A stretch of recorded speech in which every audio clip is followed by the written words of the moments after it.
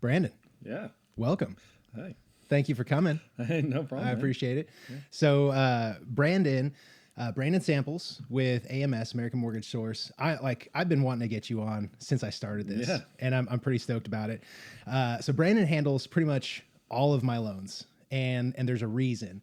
I think I'm a big believer in working with a mortgage broker because it is so great to be able to just pick up your phone and call someone, Yeah. ask a question. Right. And you'd be blown away with how often you're at a showing and someone's asking like very particular lending questions, right? And they want some numbers or they want questions answered. And it's not my forte, you know? And so you can't just call the bank, and press one, get to an operator and then, hey, can I talk to your lending guy? It just doesn't work like that. Yeah. So having a phone number where you can call and just talk to someone has proved invaluable. Yeah. And so, first of all, thank you for all that. Hey, no problem, man. Yeah. I can't tell you how many times I've called, 1-800 numbers and just get me to a person. Yeah. Yeah. It's insane. Yeah. And call systems right now Yes. are ridiculous. Yeah. Like you can't get through to anyone. Oh, it's just, directory after directory. And, Yeah. then I can't tell you how many times I go and I do that, calling different people trying to get different services. And they're like, actually, this is the wrong number. And by the end of all that, you're just like, oh my gosh. Like, I just wasted 35 minutes on hold and now I've got to call again. Yeah. This is ridiculous. Yeah. So, man, I wanted to get you on because I thought it'd be cool to, one, eventually talk a little bit about mortgage, finance, different loan programs that are out there and everything. But for like whoever might be watching, I kind of want them to get a feel for, who you are, kind of how you got into this and some things like that. So now, were you born and raised in Edmond? Yeah. So I am born and raised in Edmond. Went to elementary, middle, high school, all through Edmond. Nice. Graduated from Edmond Memorial in 2011. And then headed up north to Stillwater, went to college there. Okay. You went to OSU? Yeah, went to OSU. Dude, I didn't know that. Yeah, Okay. went there. My wife's a OSU alum. Oh, okay. She's a theater grad. Oh, okay, great. Yeah, Yeah. When did she go? So I think she graduated in 14, if I'm not mistaken. Yeah, I was there from 11 to just the beginning of 15. So I did an extra semester. Okay. Yeah. Nice. So she, she was going for theater. She wanted to work on movies. Yep. And she got to. She still does it. She loves it. But she had like her junior year, I think she was working in film like full time. And so she had decided to like, put school on hold and she was working. And then I think work kind of slowed down and she was like, you know what? I only need like 3 classes to knock out this degree. And so then she went back and finished up. Right. So. Yeah.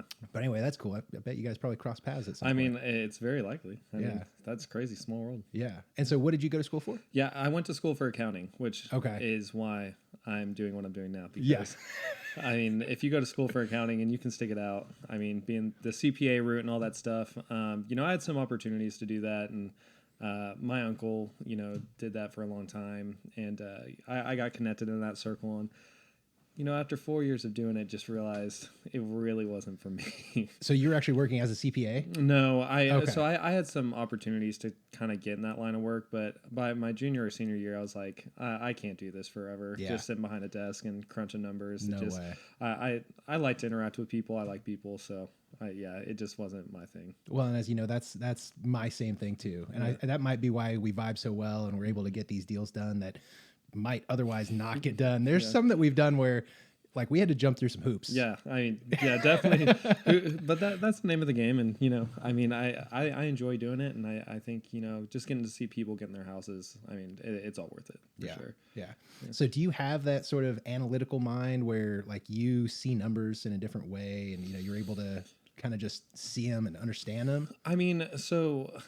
I've been doing numbers for a long time. I don't know if I have like some special gift or something, but you're not Rain Man. No, by no means. But it was easy to make the transition into this financial area, and it is nice to be able to like fall back on that understanding because when you're talking with clients and they want to know specifics on different things, to be able to pick up on that really fast and get that to them and not be like, hold on, let me.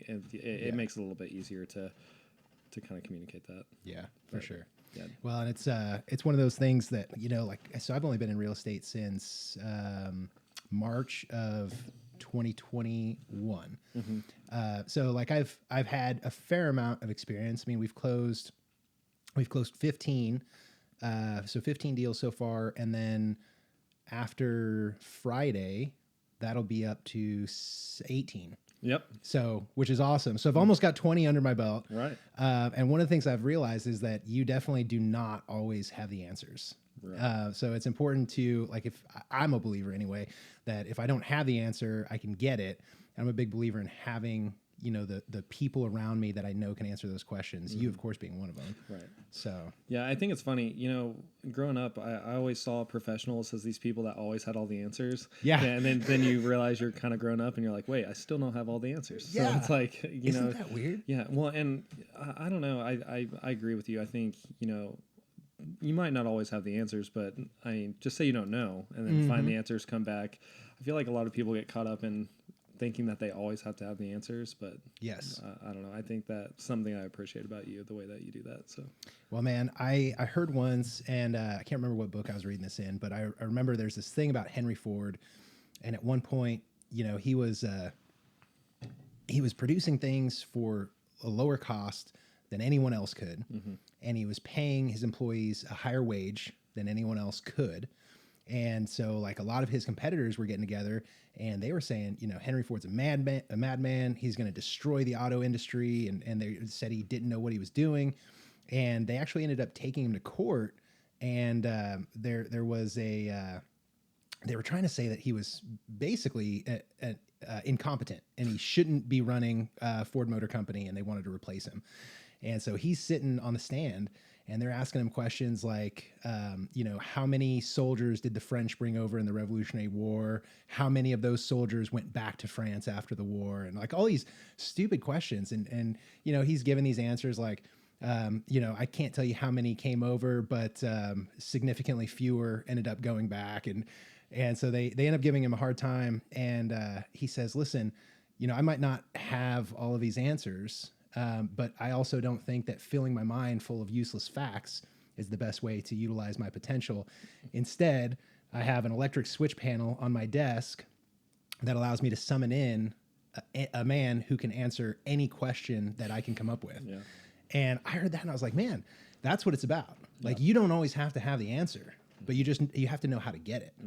And I think that's so cool. Oh, yeah, absolutely. Yeah. I digress. I went through this phase, you know, so before I got into real estate, I was farming with my father-in-law, and I spent a lot of time on the tractor. Oh, okay. And so I would read or I would listen to audiobooks like constantly. So I read a lot of biographies and, you know, a lot of psychology stuff. And it's just like, I found out I was kind of fascinated by that stuff. And so it stuck with me. Yeah. That's awesome. Yeah. So anyway, I ended up meeting you through your dad, Yes. who's also in the mortgage business, and he started AMS. Yes. Yeah. Okay. So we were working at a bank previously to this, and we've always wanted to go out and, you know, do our own thing eventually. And so last January or February, I believe it was, that I came over full time and started this thing with them. You know, just to get our own practice going. You know, we really wanted to have more control of the process and, you know, being able to cater to our clients. And we felt, you know, previously to that, we were getting a little bit too big and there was too many people involved. And so, Too many cooks in the kitchen. yeah, there was thing. too many cooks in the kitchen. And so, I mean, it's been awesome. You know, I grew up in Edmond, and I do primarily, you know, Dallas and Oklahoma City area now. But it's been a lot of fun to, you know, have just people coming and, you know, wanting to get homes and being able to figure out ways that they might not have been able to, you know, find homes or finance homes and get those people settled. I think that's been really cool and rewarding. Because, I mean, you know, this business is, you know, madness at times. And sometimes you're like sitting at your desk thinking, why in the heck am I doing this, right? But I think it's been really rewarding to, you know, help people figure out ways to get their family situated and get in a home. And, you know. And it's not always easy. No. There's if you want, you can pull that a little closer too if you want to sit back. So one of the things that we've been going through a lot is working on these USDA deals. Yes. Yeah. And so we're finding out that those aren't always cut and dry. No. But like to your point, they're huge in terms of potential to help people find these solutions to get into homes, because a lot of people don't have much money to put down on a place. Yeah, well, and with where the market's going right now, house prices are getting more and more expensive, which is causing more and more, assets needed to be put into the house just to have a down payment, and USDA is awesome about that. You don't have to have any money to get in, just pay your closing costs, and, you get to build an asset for your family, create generational wealth, a place to, call your home, which is really, really cool. And I think that's awesome about Guthrie, right? I mean, I'm pretty sure all of Logan County is in USDA. Yes. Okay. Yeah. And so, as far as I'm aware. Yeah, and so I think and it's not a small place. Like, no, it's huge. Yeah. There's a lot. I mean, I just drove down, the main street, just going through town, and it's so cool. The buildings. I mean, there's so much character, and just seeing the way that the town is like centered around it is really cool. And it's growing. Yes. It's growing real fast. Yeah. And you see it like on a daily basis, but then when you talk to, this is hilarious. There's sometimes you talk to some of the locals that are, there's some grumpy old guy at the hardware store or something. And he'll be talking about how much Guthrie's growing, and we're talking like real estate type stuff. And I tell him, I'm helping these folks who are moving from out of state. And he's like, are they coming from California? Oh, it's California's, and they'll get all upset about it. But this guy was telling me a story about how just how he can tell there's more people coming into town just by the traffic. Yeah. He was saying on South Division, it used to be that you could pull out of the hardware store and make a left without any trouble. Now there's too many cars, you can't. And so he's upset about it. But that's a problem, man. You gotta make, there's no hesitation. Just I know, no right? yielding. We need some stoplights. Yeah.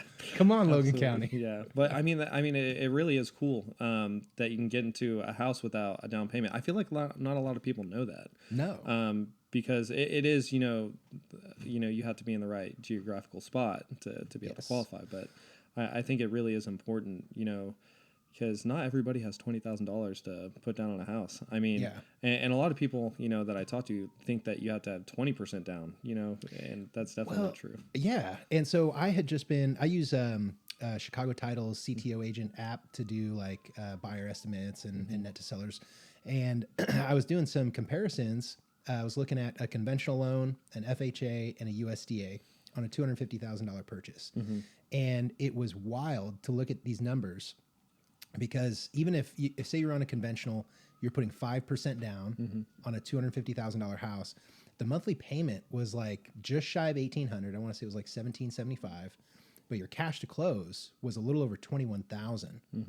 And then you look at a USDA loan, same house, and your monthly payment is now just over $1,700 a month, and your cash to close was like $4,900. Yeah, it's crazy. So you're getting a lower monthly payment, and you're putting less cash down. Like, how does that math even work out? Yeah, well, I mean, there's a lot of things that go into it, but I think essentially, some of these government loans, that they traditionally have a lower interest rate, so a lot of the difference that you're going to see is, conventional loans are typically going to have a little smaller mortgage insurance if you have mortgage insurance on your home, but the interest rate, rule of thumb is going to be a good bit lower on a government loan, which USDA is, and so they do have a really good product as far as making it affordable.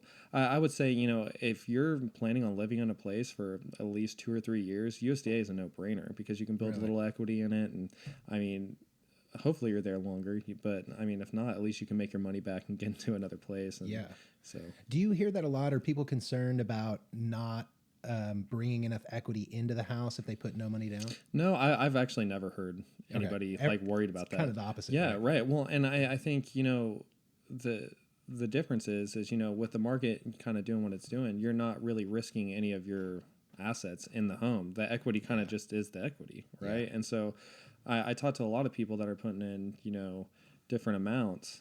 And I'm like, man, it makes sense to go USDA if you can, because you get to keep cash reserves if you need it for whatever, right? It's the last thing that you want to do is, spend all your money on one thing and then car breaks down or whatever, you're just strapped. Yeah. Right. So, Or spend all your money getting into the house, Yeah. and then like your hot water heater breaks. Yeah. And you're Yeah. like, oh, I Yeah. can't afford to replace the hot water heater. Yeah, this is a really expensive cold shower. Yeah, exactly. Right.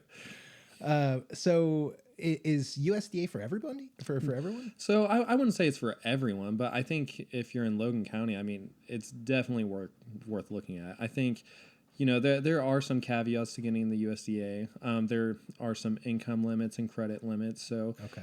If you have, a lower credit score, maybe USDA isn't something that you can actually get into. I think, traditionally you want to have around a 660 to do a traditional USDA, but you can qualify on a manual underwrite if you are below that. It just kind of varies case to case. And the USDA just kind of makes a decision and looks at your file as a whole and says yes or no.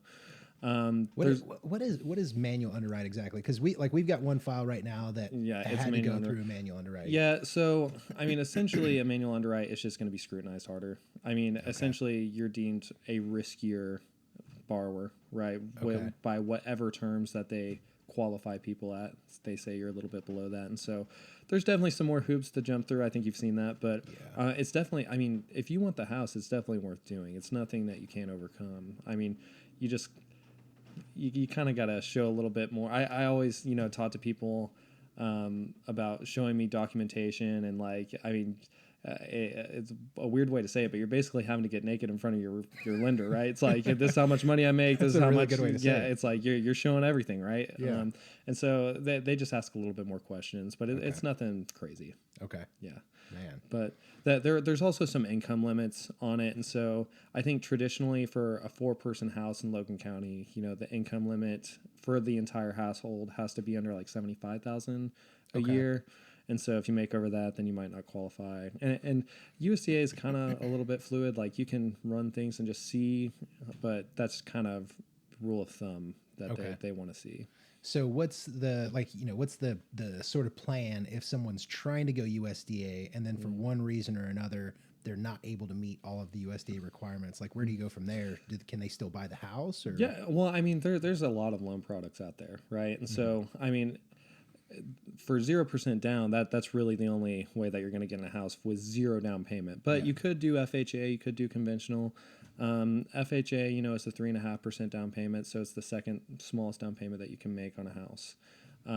Which, I mean, you can go down to a 580 credit score on an FHA, and I mean, those guidelines are changing like crazy. I feel like with house values going up and things kind of doing what they're doing, I mean, FHA loan limits are looking to go up. Conventional loan limits have gone up over 100,000 in the last year. So, yeah, it's up to like 430? Well, so that's FHA, but conventional is up to 647,000, like 200. Wow. So, and before it was like 548,000. Okay. Yeah. So Dang. Yeah. So it's is that just because the median price is going up in some areas? Yeah, because I mean they're having to make some adjustments just so normal people can continue to have these standard loan products, because anything over that would be a jumbo loan as far as the 640,000 or whatever. It would no longer be a conventional, it would be jumbo. Okay. Yeah. Is that just what they call a loan that's over that amount? Yeah, and pricing changes, rates change. I mean, there's just some things that shift. I mean, it's pretty much a different product altogether. Okay. Yeah. Interesting. Man, I for some reason jumbo, like whenever I hear that, I think like multi-million-dollar. Yeah, no, it's not. No. I mean, it could be 670,000. Like, wow. Yeah, and that's not the sales price. It's just the loan amount, right? So, yeah. But that's typically what I think of too. Yeah, it's like something you're making massive. 1.5 million. Yeah. Yeah. I think there's that term like jumbo jet. For some reason, that's stuck way in the back of my head. So I think huge. Yeah. But okay, cool. So we've got USDA, we've got FHA, Right. and we've got conventional. Yeah. Conventional, you can go as low as 5% down. Yes. But a lot of people seem to think that it's you have to put 20% down. Yeah, and so you can go 5%. I mean, there's some products where you can do a conventional loan at 3%. It's called a home ready loan, and so, but I mean, it's like all these loans. There's caveats, right? It's like you can. 3%, and so it's like there's certain things that have to go into that. Like there's an income limit on that. They want to make sure and so there's that, and that's why it's really important, I think, to have a broker, right? Yes. That can do all these different programs. And so if you go to a traditional bank, I mean, it might be great for cookie cutter, you have good credit score, you have this, and this. But, once you start getting out of that mold, I mean, anybody can do a cookie cutter loan. Sure. You can go to a bank, you can go wherever. But if you're trying to do anything outside of that, it gets a little bit more tricky. And that's when you want more of that, human interaction. Well, and not just that. I mean, yeah, anyone can do that cookie cutter loan. I did one with Wells Fargo once. Yeah. Maybe I shouldn't have said that, but big bank. Yeah. The issue I found was that the communication just wasn't there. They've got like their loan processor, and they're the only one that's really handling the file. And they may or may not be in the office that day. They might be on leave or PTO or whatever. And so you might be trying to get some questions answered and no one's responding. Right. And that's always a headache. And I feel like with those bigger banks, there's a lot of sort of bureaucracy and red tape. And you just kind of have to like work around all of their policies and all of their stuff. And so it's been really beneficial having you and just being able to reach out and just have that human to human connection and get the question answered or get an update or, whatever it is. Right. And I think a lot of people who bank with some of those larger banks, when they think about buying a home, their default is, I'll just, apply online or I'll go in and ask the mortgage guy at the branch or whatever it is, which I'm sure is fine for those people that, like you said, their credit's good, income's good, cookie cutter type stuff. But it's been wonderful being able to like send someone your way and just kind of let you guys hash out, the credit, the income, and all the different qualifications, and just, then you can come back and say, hey, this is the best fit for them. This is what we talked about, and here's how I think we should proceed. Absolutely, and the big banks. I mean, really, their volume is what keeps them in business, right? They have the name, like everybody knows who Wells Fargo is. Like when you said American Mortgage Source, people are probably like Googling me. But it's like, but I think, that's the big thing is, they get the volume, and that's how, they get their business and make their profit. And so you're just one out of a large pool. And so something that might be really important to you, closing date, specifics, those things can fall through the cracks because, even if the processor is there, they might have 15, 20 other files that they're working on. That's true. And, they just might not get to it, and so it's like an assembly line, right? And for them, they're detached from everything, so it's just, hey, here's what it is. Here's what it is. They're not trying to, like, we're jumping through hoops that are on fire with a tiger on our ass, and we're trying to like figure this stuff out. And they're like, oh, sorry, man, you can't do it. Yeah. Or, if you get to a hard, part in the process, what are they willing to do to get that fixed? Yeah. Right. And so even the red tape, it's like, when you go to a broker, I have several different people that I can go through and just kind of vet the process if I see an issue and say, hey, what are you going to do if, like, I bring you a loan with this, right? Okay. And they're like, okay, this is exactly what we can do. If you bring that, we can definitely do that. We'll work through this process. Like, we have a loan with a traditional no credit right now. Like, I had to call several different lenders and say, hey, how are you going to handle this? What's going to be the process? How are we going to get this done? And there was a couple people that said, actually, we're not going to do that, and so it's just having that, it's being agile, right? And adapting to the market and, what your customer needs and being able to fit those, needs. Yeah. And that's a really good point. So as a broker, you've got more avenues to sort of check into or to find those solutions. Okay. Yeah. Very cool, man. That no credit score kind of tripped me out because I didn't know we could do no credit score loans. Yeah. Well, it's only if you legitimately have no credit. So if you've had no trade lines, like there's nothing coming back, it's for somebody that's never had a credit card, car payment, that kind of thing. Okay. Like if you just absolutely nothing. Yeah, like literally no credit. Okay. And so that there's definitely avenues to do that and get it done. But if you just have like bad credit, Yeah, That's not no yeah, credit. that's not the same thing. And so that one was interesting because we were going to run that through conventional, because we basically had one of the parents was stepping in. They're going to help Yeah. the child buy, and so we were going to go conventional. Ended up finding out that that wasn't the best way forward. How did you end up putting that together? Yeah, I mean, it's just by going to these different lenders, right?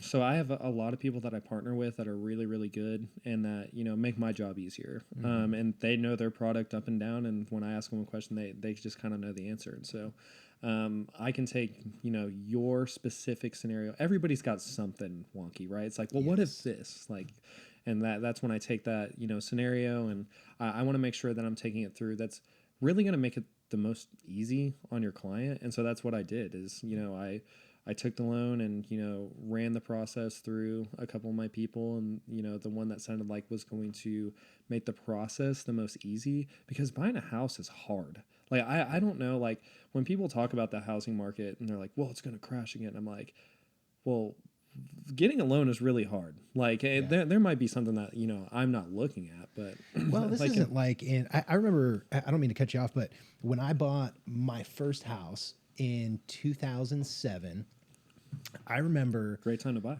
it was fantastic, man. And I had plans too. I was like, okay, I'm going to live in this house for 2 years. Then I'm going to rent it out and buy another one and like all this stuff. And that didn't end up happening because, well, and back to the loan process, I didn't know what I was doing. Yeah. And I didn't have an agent. I had literally, there's a new development coming in. I had gone to the builder directly.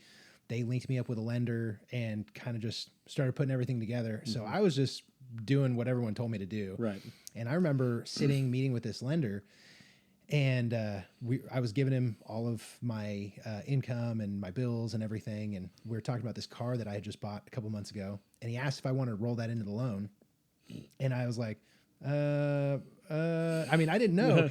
And at first I was like, because the way he pitched it to me, he was like, we can roll that into the loan. That way you've just got one payment that covers everything. And your payment would, instead of being $400 a month or whatever it was, it'll only be, 20 something bucks. And so I was like, oh yeah, that makes sense. And then I was like, wait, so I'd basically be paying for the car though for the whole 30 years. Yeah, for 30 years, yeah. Yeah, and he's like, well, yeah. I'm like, okay. No, thank you. Yeah. It's like, can you show me how that math works over 30 years? And I remember one thing very clearly, and that was for income. He was telling me at first I was going to need some bank statements, and then there's something that went on, and maybe it was like taking too long or whatever. And he was like, you know what, we got it figured out. But I found out after the fact that they just wrote that I made whatever they put down. Yeah, that's what they were doing. And so they got the loan approved. But there's so much sketchy stuff with that. Like the loan was way too easy to get. Yeah. They were throwing money at me. And then he put me on a 6% ARM that was fixed for 1 year.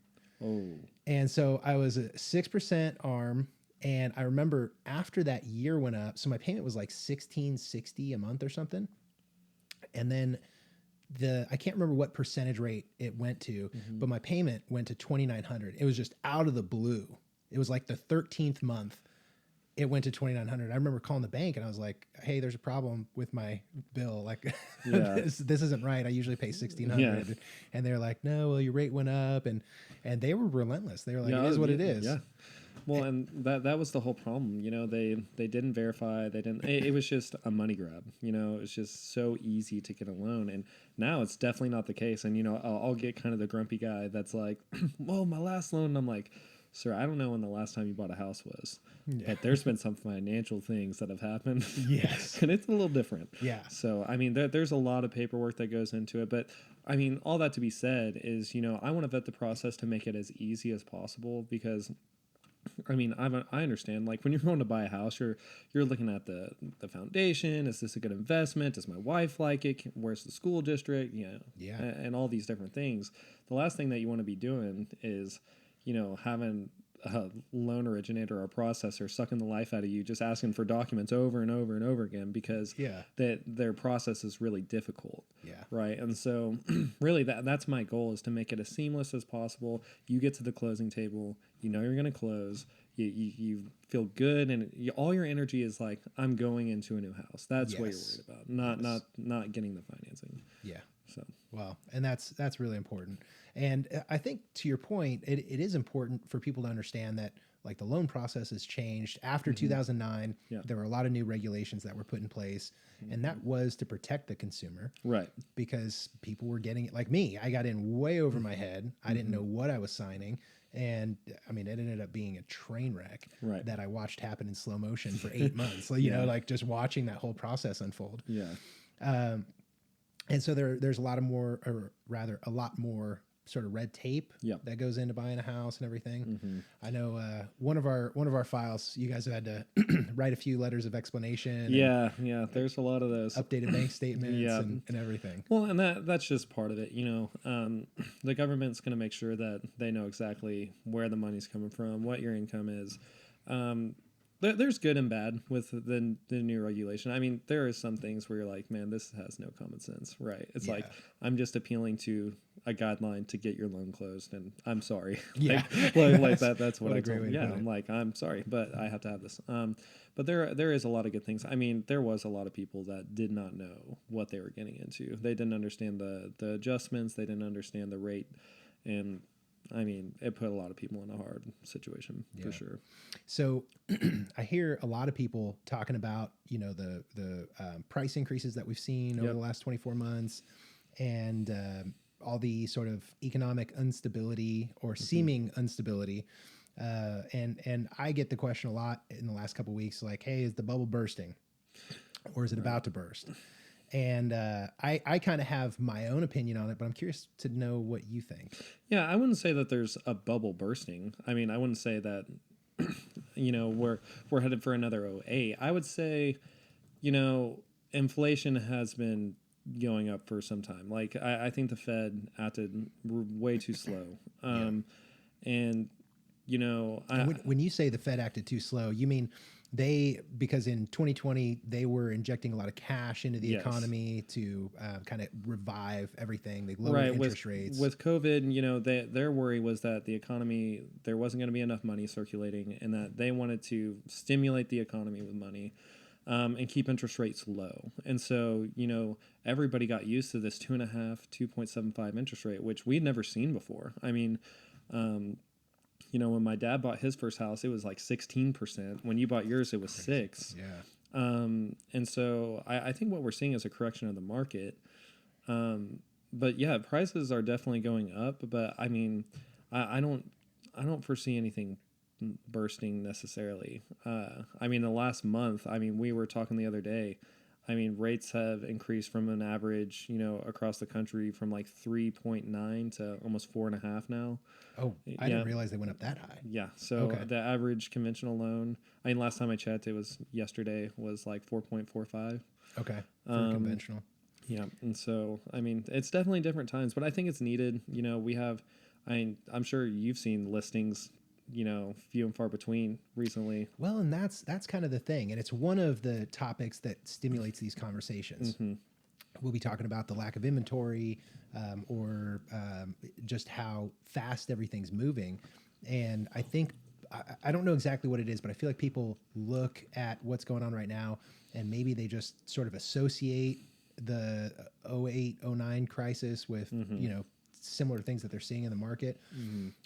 But what I've been telling people is that I don't think we're going to end up in a situation like 09 at all, because I think, and like you said, the banks are being much more strict with guidelines, who can buy what, how much people can afford. There's a lot more red tape. Yeah. So the consumer's being protected. These are much better loans that are being dished out. And lower interest. And lower their interest. payments are lower. Yeah. Yeah. And so I don't think we're headed for a crisis. I also don't think anyone can predict what's going to happen. Yeah. But I guess what I sort of foresee is I think we're going to have a very strong summer market. Spring and summer, I think, is going to be great. I think listings are starting to tick up, and I think we'll continue to see that. I think prices are probably going to stay close to where they are right now per foot. I don't think they can go much higher. I think it is just really destroying affordability. But I think as we wind down later in the summer and come into the fall market, I think that's when we're going to start seeing things slow down. And I personally think we're going to see more like price reductions and things like that happening in the fall and in the winter. Yeah, I would hope so. I think, I'm ready for the day where 50,000 over asking isn't something anymore. You know, I mean, it's just crazy. But I think a lot of people are moving out, from the West and, moving to central United States, and they have a lot of money, so they can afford that kind of thing. And so I think that's part of the issue too, is, when you have, millionaire Mike coming out from West, and, you got your normal Joe Schmo, like he's not gonna put down 50,000 over asking, Can't and afford so, to. yeah, well, and I mean, once those houses sell for that, that's what they're technically valued at. So It starts that precedent. yeah, and so It's just crazy. So I think the idea of these interest rates getting higher, I mean, it doesn't sound good now when we've been listening to 2.5 interest rates for so long, but 4.5 traditionally or historically it's not a bad rate at all. I mean, it's still affordable. You can still get in a house, but I think really what the attempt is to kind of price out some of these people from buying such expensive houses. And so hopefully that will correct the market a little bit. The value of the houses will kind of taper off, or, come to, at least a halt. Yes. And so that way we can kind of have a more level playing field for people trying to get into houses and that kind of thing. Okay. Yeah. So do you think that these rates going up a couple ticks will slow buyers coming to the marketplace? I think it depends on what market you're in. I think if you're in California, yeah.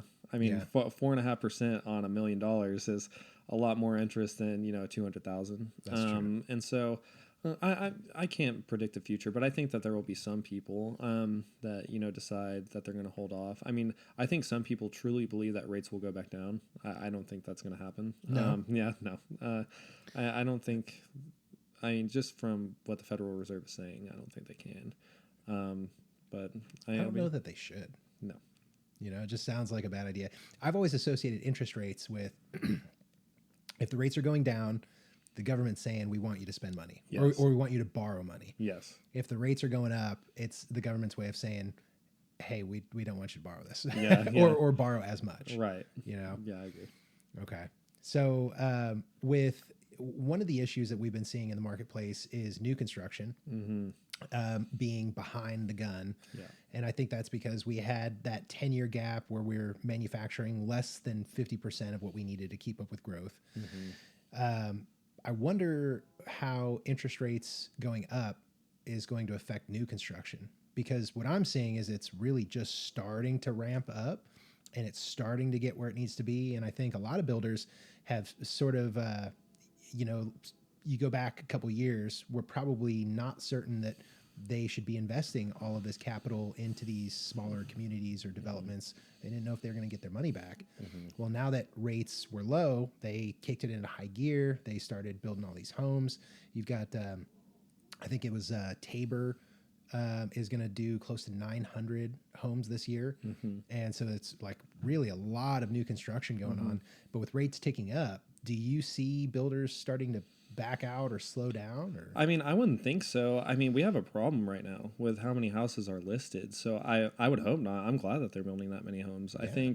I mean, what we're seeing in the market right now, and I think you could attest to, is, used properties and older properties are, they're a hot commodity because there's not enough new builds coming up. And so I think these, older homes they continue to go up in value, keep getting pressed up and up and up. And, it's because we can't keep up with the need. And so when you only have so many listings and the demand for those listings is far outweighing that, it's really interesting to see because, in Dallas, a lot of people are paying more for used houses than new houses because you can't get in them. Really? Yeah. And so, the house market is just crazy. And so, I mean, we have one potential buyer, down in a suburb of Dallas. He's been waiting. I mean, we've been talking since, I want to say November, and his house was supposed to be done this month. And I mean, this is a new construction. Yeah, and they'll be lucky to get it by July. Like they don't have the drywall up. Like we can't get windows. Like they were, weeks and weeks behind, making the septic. It's just they're having trouble getting the materials in to keep up with the housing. Yeah. And so when there's no new product, the old product can continue to get more valuable. This is what's trippy about this market is there's so many things that are playing into the supply and demand. Like on the buyer side, we've got lower interest rates have stimulated buying. Plus, we've got all-time record U.S. savings. Like I forget the exact number. I want to say it was 19,000 was the average amount of savings that the American has right now, or in 2021. And I was thinking, like, oh, when's the last time the average person in America had almost $20,000 in savings? Well, and I mean that's good and bad, right? I mean, having 19,000, like if you use it to do something, like that's great. Like buy a house, put it in the market, whatever. But I mean, if you just let it sit there, I mean, with how inflation's going, I mean, you're just essentially being taxed, right? That money That's a good way to look at it. That money is becoming less and less valuable. Yeah. So I mean, it makes sense to put it somewhere, right? That's something to hedge your bet.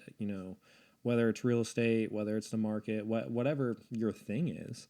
I mean, it makes sense to put it into some sort of something that can return investment. Yeah. But that is a good point. I didn't know that. Yeah, 19,000. it was a wild number. I mean, I remember it blowing my mind. I was like, it seems like a lot. Yeah. But so we've got that going on the buyer side, and then on the seller's side, you've got record-breaking prices and all of this stuff that's encouraging people to sell. But there's also that looming uncertainty that is, I think, preventing people from listing their homes right now. Right. And so one of the things that I've been discussing with sellers is things like seller contingencies. And us pretty much writing into the listing agreement or countering whatever offers we get, to say that the seller needs 30, 45 days, 60 days, whatever it is, to make arrangements for their next home. And so trying to give sellers some more options. Well, and I think it makes a lot of sense. If you sell your house right now and you're making tons of money off equity, and you're really not at much risk if you're just rolling equity into the next house. Because, I mean, if the market were to go down or up, like whatever you sold your house at, I mean, it's going to be at market value, right? And so, I mean, if you're just taking equity from one house and putting it into another that you really enjoy, I mean, it's smart. I mean, you can afford a little bit more house, maybe lower your payment. I mean, I've talked to a lot of people about doing that. I mean, that's a good. You just said something. You said you're buying and selling in the same market. Yeah. So you're just moving the equity. Yeah, that's essentially all it is. That's a really good way to phrase it. Yeah. Well, I mean, if you're pumping a lot of cash in, then you take a little bit more risk, and if the house price drops or whatever. But I mean, the equity is the equity of the home. Like if you are doing it in the same month, it shouldn't really affect you that much. Yeah. Yeah. So if you've got someone that's selling, and let's say they're netting 100,000, would it be wise for them to take all of that money and put it into the new home? I mean, I think it depends on the situation. Okay. I think, maybe they want to invest in a small business. Maybe they, okay. I think if they can make the monthly payment and they feel comfortable in that, and if it's their budget, maybe they don't put all of it in there. But I think even if they choose to decide to put all that equity in there, I don't see it as very high risk, because I mean, let's say that they decide to hold on to that house and then they sell it a year from now and the market tanks. It's like, well, the price of that home that you're selling is just going to be determined in the market, and the equity that you pull out of it is just going to be the same, right? So if you would have made $50,000 a year from now and you roll all that money in, it's like it's the same money. It's just what the market is telling you it's worth.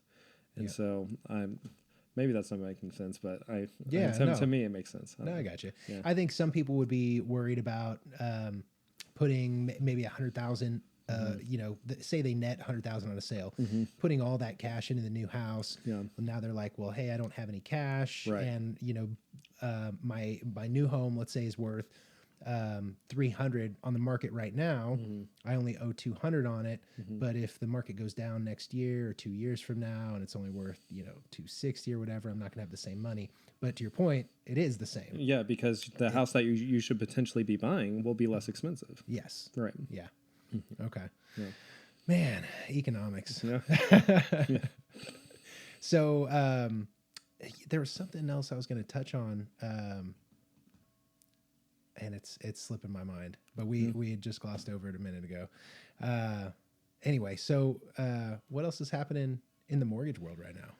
Mortgage world, I mean, it's just finding listings, man. Finding Yeah. people that are getting contracts on homes. I think, it's been a little bit slower. Hopefully, the spring turns volume a little bit. People get a little bit. I mean, everything going on in the world right now has probably made some people a little bit reserved about the way that they want to, and take risk. We're not really sure what's going on in Ukraine and how is that going to weigh out, and gas prices and all that fun stuff that gets everybody real happy. So I think it's such a sensitive topic too. Anytime you talk about these like political things, there's people with different opinions and they vary very widely. And, right. So I always try and stay out of politics, but I made a video the other day that kind of just said like, hey, I get it. There's a lot of uncertainty in the marketplace right now. But if you're waiting for everything to feel right, I mean, you're probably going to be waiting for a while. Oh, absolutely. And I think that if you're selling your house or you're thinking about selling your house while the market's high, I think like this spring and this summer is the time to do it. Yeah, I would agree. I mean, because again, I don't see rates going lower than what they are. I mean, I don't have a crystal ball, and if I did, I'd be doing something else, making a lot more money. You know what I mean? Like, I don't know, maybe I'd be a day trader, but I don't see interest rates getting any lower. So if you're wanting to, leverage yourself and be at a decent interest rate, I think now is the time to do it. And I think it can be intimidating. I mean, selling a house, I mean, you're dealing with hundreds of thousands of dollars. So there's a lot of stress that comes with that, right? Yeah. And so I get people's, hesitation or, uncertainty with, what's going on. But to your point, yeah, there's never a perfect time. Have you heard any of these people talking about, Zillow says my house is worth this, or, the what is it called? The Zestimate. Yeah. Zestimate says, I've had a lot of buyers where they're looking at buying a house, and the house that they're looking at, the Zestimate is different from the list price. Yeah. And, sometimes it's higher, sometimes it's a little bit lower. But they always think that, Zillow says the house is worth this. And I'll always try and, kind of combat that with, hey, this is just an algorithm that, they take into account. I don't know what I don't know how to read the algorithm, Right. but I'm assuming it's just whatever market data they have. They say, hey, based on this, we think this home is probably worth this. But that's vastly different from the appraised value of a home. Right. So we had an issue recently, Yep. not an issue, but we had an appraisal come in low. A hiccup. Yeah, a hiccup, a speed bump. Yeah. But this house was listed at 269.9, and the appraisal ended up coming in at 250,000. And I think there were a few different factors. We thought that it was just the price per square foot was an issue because it was a high. We there was nothing else. There were no comps Right. in that year or anything that matched that price per square foot. But we ended up finding that it was actually the measurement of the home was off. Right. When the appraiser came out and measured, this is an older home in Guthrie, and walls had some angles, and I learned that the appraiser takes the measurements 5 feet off the ground, Yep. which I did not know. Yep. And so that cut out a lot of our square footage and made the price per square foot go up. And so the appraisal came in 19,000 low. But I had the buyer was asking me the whole time. He said, Zillow says it should be worth 300,000. So why is it coming in at 250,000? And I kept having to explain that, you know, it's the measurement of the home, it's the price per square foot, and also the Zestimate means nothing. But I was just curious if you hear anything on your end about people talking about that kind of stuff, or issues with appraisal versus what Zillow says. And Yeah, you know, Zillow is. I always tell my clients, you know, it's a good ballpark estimate. You know, it gets you in the ballpark, Okay. but it's definitely not an exact science. Yeah. You know, if I do like a refinance, like I have to come up with a value. I'll use Zillow. Like I don't take it as like the final say, you know, but I think it's just, I mean, they take, you know, market data, but they're not in the market, right? Exactly. They don't know the trends of the market, right? So maybe what their data says is, you know, it should be X amount, but I mean, if they're not in the market seeing how buyers and consumers are behaving, and those, you know, that they might not be exact up to date on, you know, the last several comparables that, you know, sold to that house you're looking at, you know. I just think it's, and appraisals are just weird in general, right? It's like, I've never met an appraiser, like a legitimate appraiser, just like out on the streets, like the secret society that I'm not like a part of. Yeah, it's really hard to become one if you figure out how to do it, and I think you make decent money. But yeah, I think it's just really interesting because it's, you know, one person's opinion on a house that has a lot of weight and there's a lot of emotion in it, and so it's like what they say. Yep.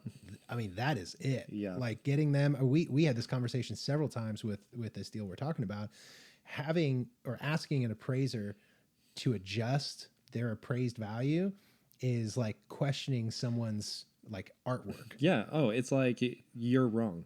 Like Yeah. you're just basically you're saying they're wrong. You just like write up a synopsis and you're like, hey, you're wrong. Here you go. Here are the reasons why you are wrong. And you should change this. And so essentially they're having to sign off saying you're right, which is a really, I mean, it's a delicate thing, you know, if you want to challenge an appraisal. Very few get changed. But it does happen. It does. Yeah, it does. But I mean, I think it takes a humble person, you know, to say, yeah, I can see where you're coming from. Maybe I valued that a little low.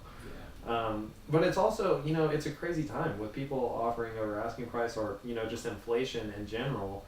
You know, it's a weird time to value a property, you know. And it's funny, even on Zillow, you know, I was thinking while you were talking about that, it's like you can see this estimate at the top, but if you scroll down a little bit, it's like the range is like sometimes 80 grand, you know, difference. It's like it could be the bottom of this or the top of that, and you're like, well, Zillow, that's a big difference. Yeah. So, I mean, it's the same way in the, like when I look through the county records, the tax assessor has their, you know, basically like their estimated value. And it's not like an appraised value or anything, but they'll say, you know, the home's worth, you know, 157 to 192. Yeah. And it's that same thing. You're like, man, we're talking a $40,000 spread here. Yeah. You know. Yeah. You're like, I hope the, you know, appraiser wakes up on the right side of the bed today. Just hits that top mark, right? No or the bottom, whatever you're looking for. But do you, being that you're in the Dallas market too, do you see a lot of issues with appraisal down there? I've had more.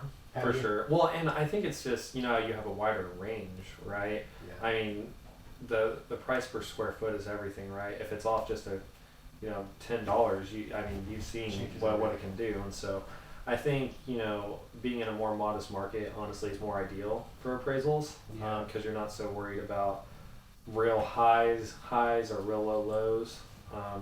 You kind of hit that sweet spot a little bit more. But I mean, there's definitely, I mean, there was a guy I did a loan for. I mean, he put $110,000 over asking, and he was like, "What? Yeah, $110,000." And he's like, "You know, how do you think it'll appraise?" And I'm like, "I'm just gonna tell you right now, it is not going to appraise, and you're going to have to pay the difference." Like, and there's nothing I can do about it. Like, cause that's just nuts. Like, people do that though. I mean, my next door neighbor, I don't know if I told you this. A guy from California, like, day one of it being on the market, was like, "Hey, just name the price and we'll make it work." Like, No. like I don't know where these people are coming from or what line of work they're in, but they're putting a lot of money into these houses. Yeah, it's crazy. Well, not everyone can afford to pay $19,000, $20,000, $30,000, $40,000 appraisal gap. No, I mean, because you're risking, you know, you're putting more down, right? Because you're going at the higher sales price, but then if it doesn't come back, you're risking either losing your earnest or paying all that it didn't appraise for, right? Yeah. So Yeah. it's just, I mean, it's a mad world we're living in. That's rough, dude. Yeah. That's rough. Yeah. Well, and so on this one, the appraisal came in 19,000 low. Mm-hmm. We got very lucky because the seller was willing to work with us. Right. They had owned the house for a while. They had a lot of equity in it, and it just happened to be the right situation where she kind of needed to sell it, and was fine coming down on the sales price a little bit. But we also it was unique for another reason. And in this market, you don't get a seller to pay closing costs. No.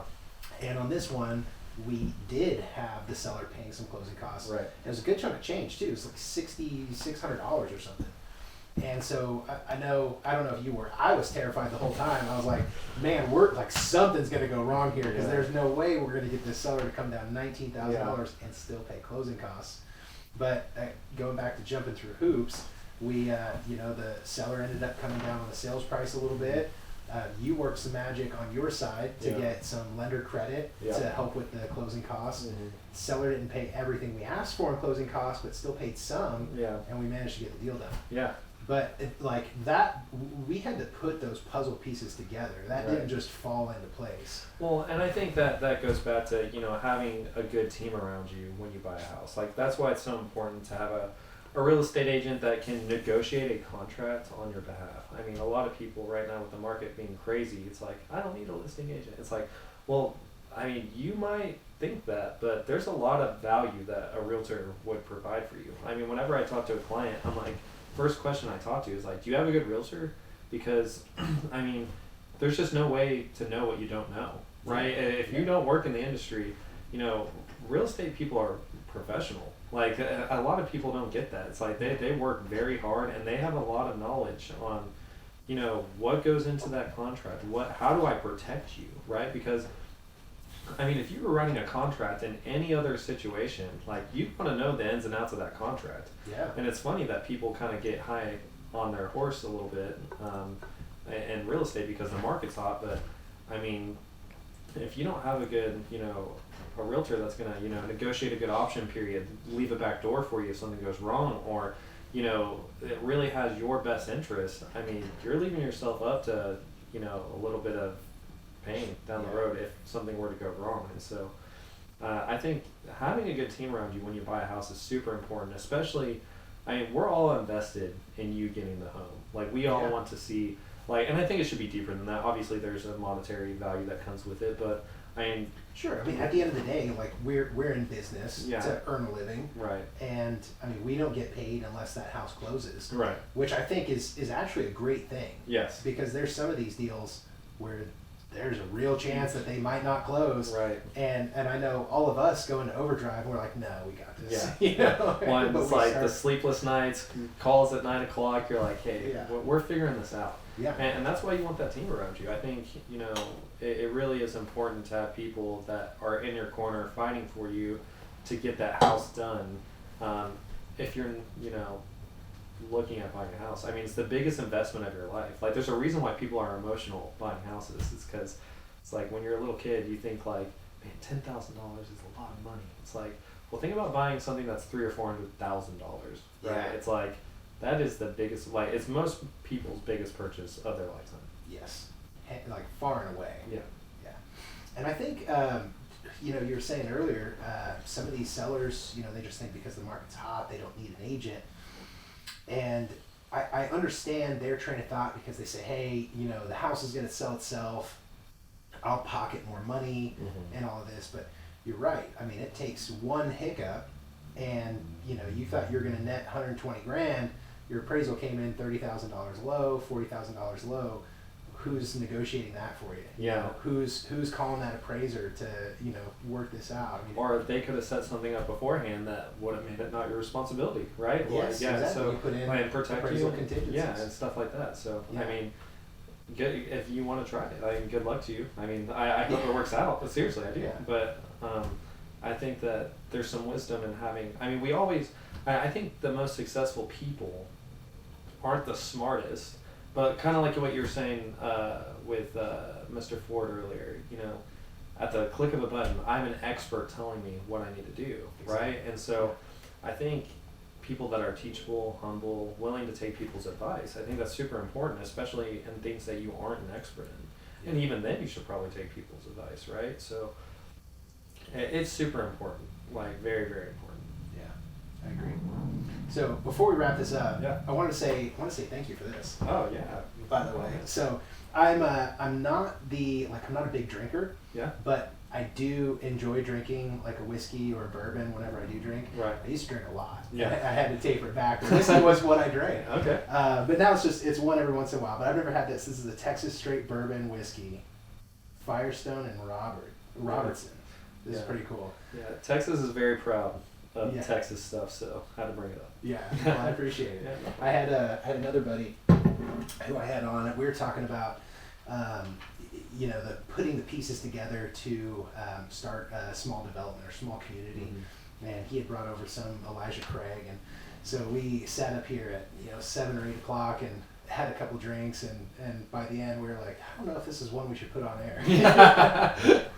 So I learned, don't drink during the podcast. Yeah. But still, I appreciate it. Yeah, no problem. And so I'm curious for anyone that's watching and wants to know like a little bit more about you. Who are you outside of like the mortgage world? I know you're a dad, you're a husband.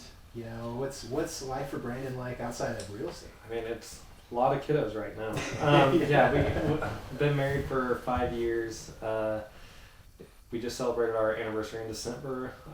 Congratulations. Our first kid's birthday was in January, just turned 3. So, we're just, our youngest is just learning how to walk. So, I mean, It's just craziness. Just a lot of kiddos. And, I mean, man, I think I just, kind of like you, I just live and breathe this stuff. I mean, this is like, it's a job that never stops. You know, sometimes my wife, wants to wring my neck a little bit, but hey, you and me both. yeah. So, but I mean, people. This is an odd field, right? That there's a lot of things that go on that people don't see, and that that you're having to do that people don't see, and so. Yeah, because a lot of people they think that it's. So I had a guy ask me the other night. He's like, man, every time I call you, you sound busy. And he's like, what's a day in the life like for Craig? You just sell one house and you're done, dude. Yeah. I sell about one house a month, and then, but I don't think people understand. Like, I'm always busy because you gotta keep this thing going, and when you have the momentum, you gotta capitalize on it. And also, I really do legitimately enjoy what I do. Right. I enjoy helping these people. I enjoy like sitting down and talking to them about what it is they're trying to do, what they're trying to accomplish, because everyone at the end of the day has a goal they're trying to achieve, whether they're buying or selling. Either they're selling because they want to net this much, or put their kid through college, or pad their savings, or buy up or downsize, whatever it is. So I kind of like uncovering that and finding those motives, and then seeing how I can help. And if I can, let's say you had a goal of selling your house and netting, 45,000.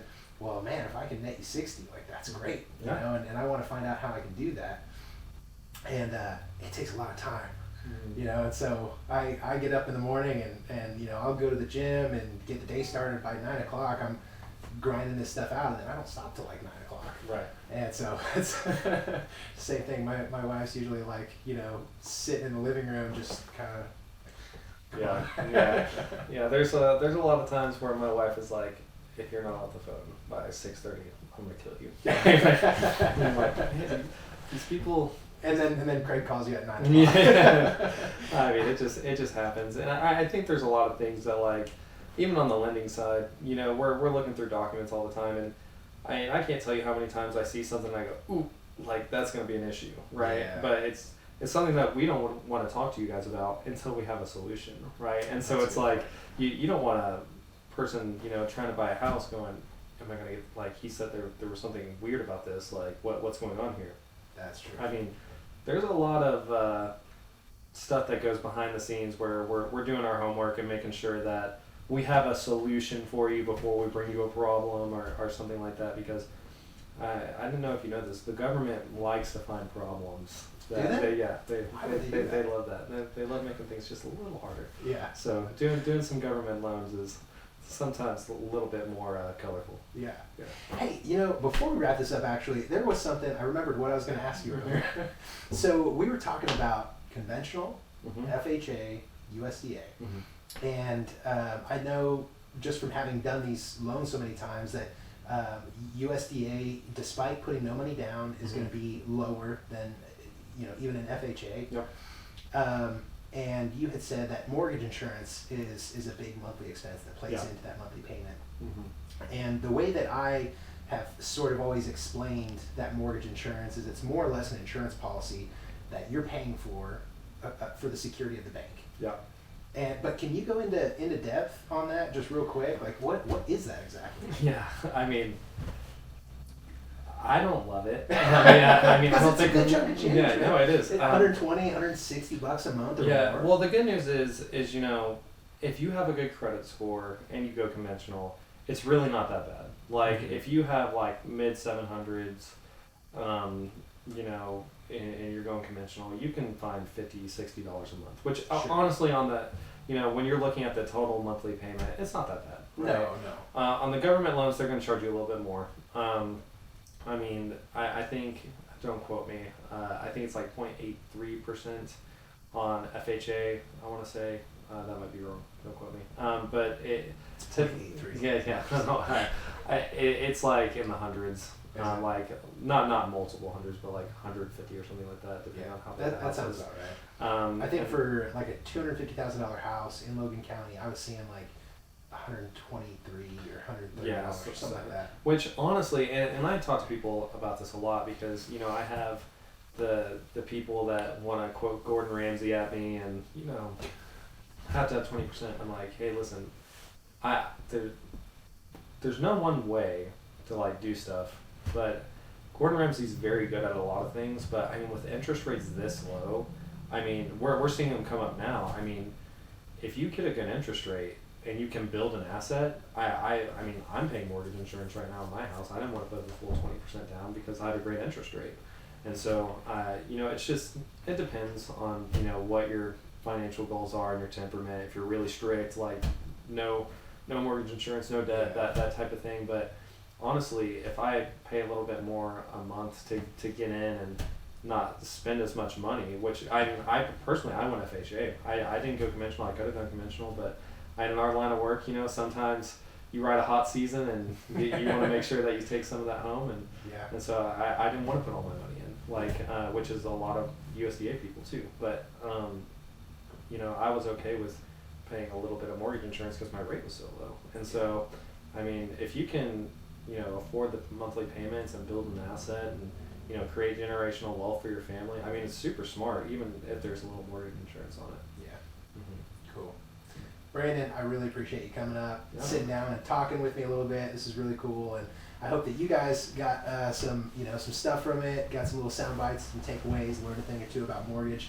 We're going to have to do this again. Yeah, absolutely. Because I feel like that we really kind of just glossed over some things, but there are some loan programs that we could probably like deep dive into, talk a little bit more about qualifications and even run some scenarios and kind of talk numbers. That we want to do sometime too. Yeah. Thanks for having me on, man. Yeah, for sure. All right, brother. We'll do it on the next one. Yeah. All right. Awesome. Awesome sauce. Awesome. That was great. I did not feel like that long. No, we got a few minutes left the other night. He's like, man, every time I call you, you sound busy. And he's like, what's a day in the life like for Craig? You just sell one house and you're done, dude. Yeah. I sell about one house a month, and then, but I don't think people understand. Like, I'm always busy because you gotta keep this thing going, and when you have the momentum, you gotta capitalize on it. And also, I really do legitimately enjoy what I do. Right. I enjoy helping these people. I enjoy like sitting down and talking to them about what it is they're trying to do, what they're trying to accomplish, because everyone at the end of the day has a goal they're trying to achieve, whether they're buying or selling. Either they're selling because they want to net this much, or put their kid through college, or pad their savings, or buy up or downsize, whatever it is. So I kind of like uncovering that and finding those motives, and then seeing how I can help. And if I can, let's say you had a goal of selling your house and netting, $45,000. Well, man, if I can net you 60, like that's great, and I want to find out how I can do that. And it takes a lot of time. You know, and so I get up in the morning and you know, I'll go to the gym and get the day started by 9 o'clock. I'm grinding this stuff out, and then I don't stop till like 9 o'clock. Right. And so it's same thing. My wife's usually like, you know, sitting in the living room, just kind of. Yeah. There's a lot of times where my wife is like, if you're not off the phone by 6:30, I'm gonna kill you. And I'm like, hey, these people. And then Craig calls you at 9 o'clock. Yeah. I mean, it just happens, and I think there's a lot of things that, like, even on the lending side, you know, we're looking through documents all the time, and I can't tell you how many times I see something and I go, ooh, like that's going to be an issue, right? Yeah. But it's something that we don't want to talk to you guys about until we have a solution, right? And so it's like you don't want a person, you know, trying to buy a house going, am I going to get, like, he said there was something weird about this, like what's going on here? That's true. I mean, there's a lot of stuff that goes behind the scenes where we're doing our homework and making sure that we have a solution for you before we bring you a problem or something like that, because I don't know if you know this, the government likes to find problems. Do they? They love that. They love making things just a little harder. Yeah. So doing some government loans is sometimes a little bit more colorful. Yeah. Yeah. Hey, you know, before we wrap this up, actually, there was something I remembered what I was going to ask you earlier. So we were talking about conventional, Mm-hmm. FHA, USDA. Mm-hmm. And I know just from having done these loans so many times that USDA, despite putting no money down, is going to be lower than, you know, even an FHA. Yep. And you had said that mortgage insurance is a big monthly expense that plays Yeah. into that monthly payment. Mm-hmm. And the way that I have sort of always explained that mortgage insurance is it's more or less an insurance policy that you're paying for the security of the bank. Yeah. But can you go into depth on that just real quick? Like what is that exactly? Yeah, I mean, I don't love it. I mean, I don't It's a think. good chunk of change. Yeah, man. no, it is. It's 120, 160 bucks a month or Yeah. more. Well, the good news is you know, if you have a good credit score and you go conventional, it's really not that bad. Like Mhm. if you have like mid 700s, you know, and you're going conventional, you can find $50, $60 a month. Which Sure. honestly, on the, you know, when you're looking at the total monthly payment, it's not that bad. No. On the government loans, they're going to charge you a little bit more. I mean, I think, don't quote me, I think it's like 0.83% on FHA, I want to say. That might be wrong, don't quote me. But It's 0.83. yeah, no, it's like in the hundreds. Like, not multiple hundreds, but like 150 or something like that, depending on how big the that house sounds is. about right. I think and- for like a $250,000 house in Logan County, I was seeing like $123 or $130 Yeah, or something like that. Which honestly, and I talk to people about this a lot because, you know, I have the people that want to quote Gordon Ramsay at me and, you know, have to have 20%. I'm like, hey, listen, there's no one way to like do stuff, but Gordon Ramsay's very good at a lot of things. But I mean, with interest rates this low, I mean, we're seeing them come up now. I mean, if you get a good interest rate and you can build an asset, I mean, I'm paying mortgage insurance right now in my house. I didn't want to put the full 20% down because I had a great interest rate. And so, you know, it's just, it depends on, you know, what your financial goals are and your temperament. If you're really strict, like no mortgage insurance, no debt, that type of thing. But honestly, if I pay a little bit more a month to get in and not spend as much money, which I personally, I went FHA. I didn't go conventional. I could have done conventional, but in our line of work, you know, sometimes you ride a hot season and you want to make sure that you take some of that home. And so I didn't want to put all my money in, like, which is a lot of USDA people too. But, you know, I was okay with paying a little bit of mortgage insurance because my rate was so low. And so, I mean, if you can, you know, afford the monthly payments and build an asset and, you know, create generational wealth for your family, I mean, it's super smart, even if there's a little mortgage insurance on it. Yeah. Cool. Brandon, I really appreciate you coming up, Yeah. sitting down and talking with me a little bit. This is really cool, and I hope that you guys got some stuff from it, got some little sound bites, some takeaways, learned a thing or two about mortgage. We're gonna have to do this again. Yeah, absolutely. Because I feel like that we really kind of just glossed over some things, but there are some loan programs that we could probably like deep dive into, talk a little bit more about qualifications and even run some scenarios and kind of talk numbers. That'd be Right, cool to do absolutely. sometime too. Yeah. Thanks for having me Awesome. out, man. Yeah, for sure. All right, brother. We'll do it on the next one. Yeah. All right.